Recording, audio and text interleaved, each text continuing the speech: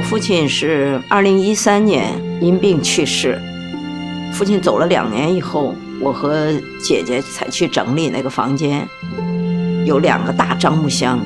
然后就把那个樟木箱打开一看，里面全部是信件，可能有1-2千封吧，都拿报纸包着，然后每一包上面都贴着小纸条，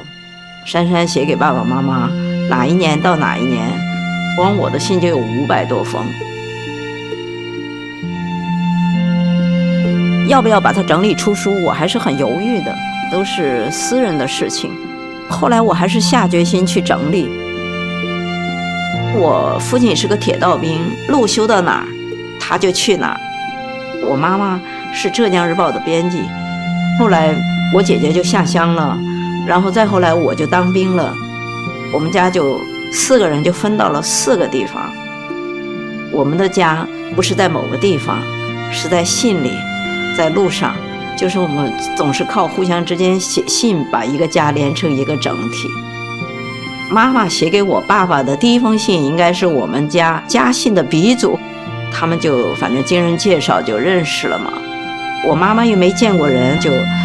给我爸回了封信，反正那封信可能就是100-200字吧，很短，用毛笔写的小楷，大意就是你是我姐夫的朋友，那么也就是我姐姐的朋友，继而也就是间接的我的朋友。听说你们的学业很繁重，希望你在百忙之中多多指教。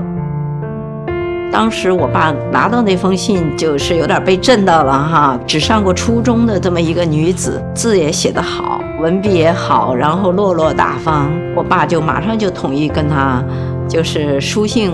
往来嘛。57年，当时我妈怀了我4个多月，就被划为右派，生我就有点难产。那个医生就说啊，那个人是个右派，不去管他。生下来以后，他就给我父亲写了一封信，报平安，就是只有半页纸，是儿女，说是个女儿，7斤几两，又白又胖，长得好看，请放心。他可能是不想让我爸爸担心，反正也回不来。他出了很多血，医生护士对他不好，什么都没说，一字都没提。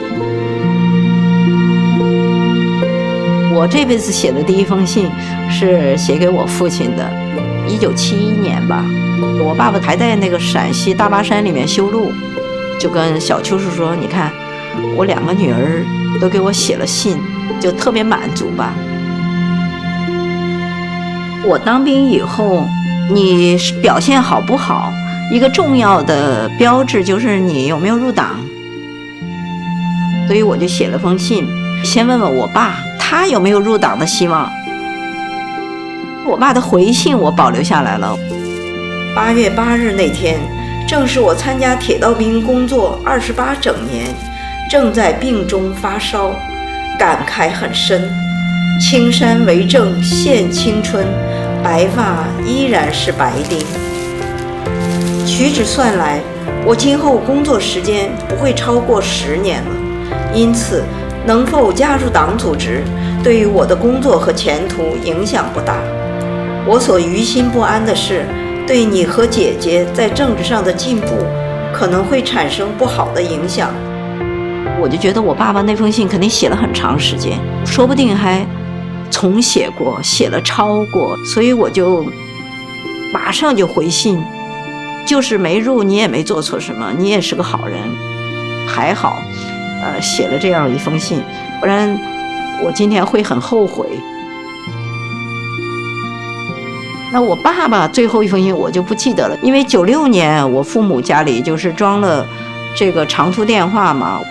那我爸爸还是看到报上有我的消息，他可能也会剪下来寄给我。就我爸爸是12年年底